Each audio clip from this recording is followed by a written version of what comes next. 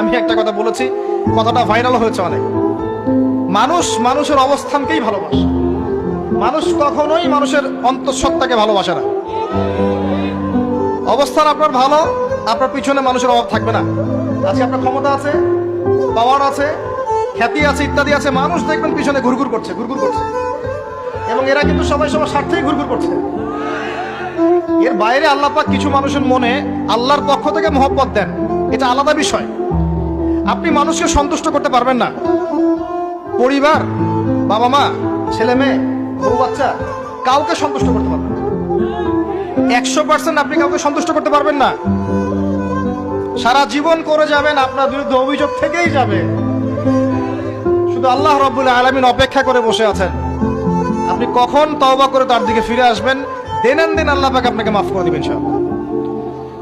আল্লাহ পাক বলেছেন, শুনেন, ইল্লা মান তাবা, যে অনেক গুনাহ করেছে, শিরক করেছে, জিনা করেছে, মদ খেয়েছে, বিদআত করেছে, হারাম খেয়েছে, আল্লাহ পাকের অবাধ্য হয়েছে, নামাজ পড়ে নাই, যাকাত দেয় না, ইত্যাদি ইত্যাদি অনেক অন্যায় করেছে,